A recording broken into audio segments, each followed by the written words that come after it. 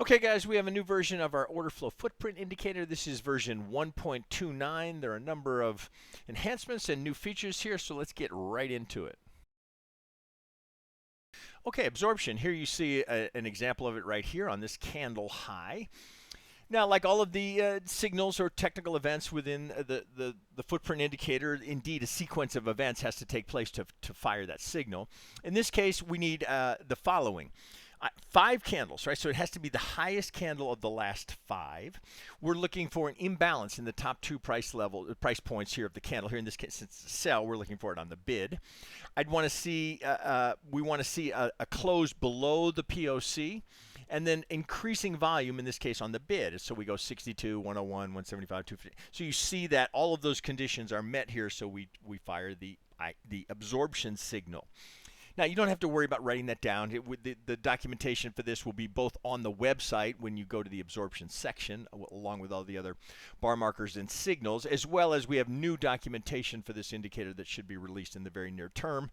In fact, it may be out before you're watching this video. So it's coming very shortly, so you can refer back to all of these signals because there's so many. It can be difficult to remember on the fly, okay, what exactly happened to trigger that absorption. But just understanding that it's there can be useful. Now, if the AB is not to your liking, you want something more dramatic than that, you do have the choice of adding this as a vertical stripe. So I could go here to, get this back up here. So here are all the choices of things that I can stripe on the chart. If I go to absorption at the top, now you'll see I get that stripe here that really emphasizes, so you're not likely to miss that.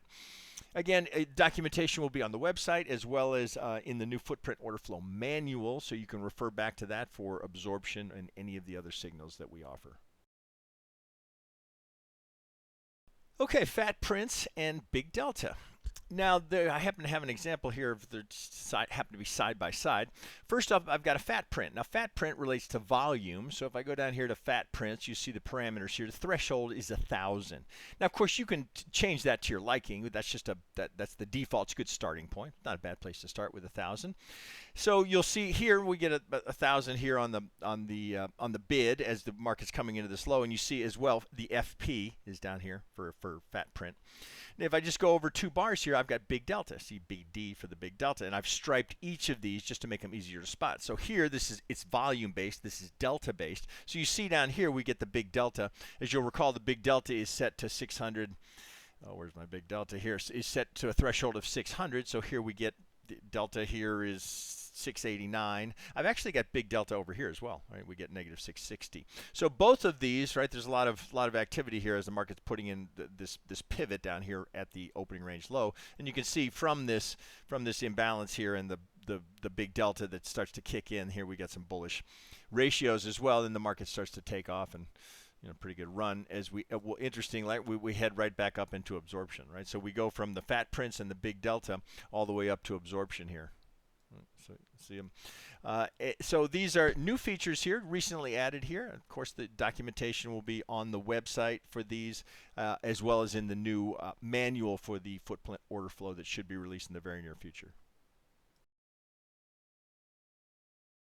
Cell background distribution. Okay, let's see here. I've got a couple of big wide range candles here, make this easier. So I'm going to go to footprint.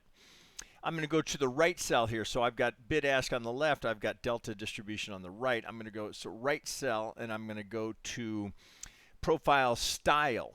Okay, so currently it's set to profile. I could go to brick, right? It's an option if you prefer it. Or the new feature is to go to distribution, where I'm going to get kind of left-right. Some people prefer that, just maybe easier on the eye. Just so you know, that's a new feature that we've added, so you can split that into a distribution format or keep it as most would typically be used to seeing it on just a straight profile, right? Again, just an option, your choice. Text cell alignment. So I'm going to go back up here where I've got text on the left. So on the alignment here, the default now here, this is preset number 2. The default here is going to be inner, which I think is the easiest on the eye, but you have the option to spread it out. If you notice here in the candle here, that should be easier to see. So if I go left, well, again there's left. I can go right if I do it that way, or I can go inner. Right, so inner I think is the easiest on the eye, but again, it's just demonstrating you've got new options there. And finally, direction. So if I go to, let's go to right cell and I go background direction, I can go, here I can go, this is a new feature. You can go left, right, or right, left if you have a preference, right? So that's just a new feature. So some may prefer that, get a little distance between the two, get some separation. So that's a new feature that we've just added, entirely up to you. These are all just personal preferences. Okay, newly available, we can now add the delta ratio as well as the delta efficiency to the summary table. I have them added here, but just to go through that process with you. So I would go down here to my summary table. I have all of these rows are available to you. So if I go here to the row 1 where I've got, you'll see ratios now available. That was previously not an option in the summary table, but now it is. Additionally, if I go down here to number 6, we have the delta efficiency now available in the summary table. You see I have them both added here. That's not a bad lineup here, one that I like to use.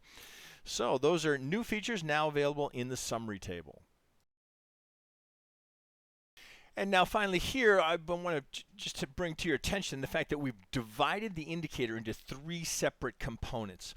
Now this is a very deep, very rich, full-featured indicator, and it just scrolling through the parameters would give you some indication of how much complexity is there and just how much content. So what we found is that by separating some of the components out, we can improve the performance within Ninja.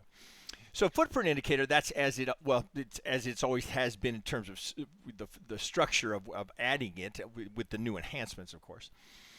Then also now we've separated out the footprint plots. So this would be specifically designed for those that are building either strategies or working with Bloodhound. That's all the hooks, the plots that you'd be looking for. So let me make a point that if you are not doing any of that, then you do not need to add the footprint plots. If that's all you're doing, then you can work exclusively with that. Okay, and finally, we come to the footprint pullback indicator. Now, I've reconnected the data so I could get one to shape here because I can only demonstrate it to you while the market's open. And I've just disconnected here so we could see one while it was shaping. So essentially what this is doing, it's trying to show you the auction within the auction. You might think of it that way, so that when the new candle starts, you're not blinded by, okay, what's been happening. So what it's going to do is, as long as we stay within the high and the low of the prior candle, the current candle, it's going to be building a bid-ask so that it's kind of giving you a head start as to what you can expect in the next candle. This is something pioneered by Sierra Charts. Now that we're building indicators for Sierra, we like this so much we borrowed it. We brought it over to Ninja. Now some people absolutely love this. Some people not so much. This is an option. It's just something for you to experiment, see if it adds value for you. But let me just clarify a few things. So as long as we stay within the high and the low, it's going to continue to build. If we take out the high here, if we go a little bit higher, and I get a new high, then it's going to reset and start over again. Now you can set this candle to just like you would any other candle. So you'll note here under the footprint pullback, I have it set for bid ask on the left, and then a histogram on the right, and then I have it set to do a gradient and to feature imbalances. Now I could do delta, I could do I could do whatever I want there, but I have it set to imbalances here. So as this is shaping here, as long as I stay in that range, I'm going to see what the next candle looks like before it even prints. If I take out the low, we start over again. I get a new representation of what to anticipate. It's, I think, a very useful feature. But something you'd have to experiment with and decide whether or not it's adding value for you. Totally optional. You can add it, not add it. Right? It's just up to you. It's just another feature that we brought to this version that we think many will find to be an enhancement.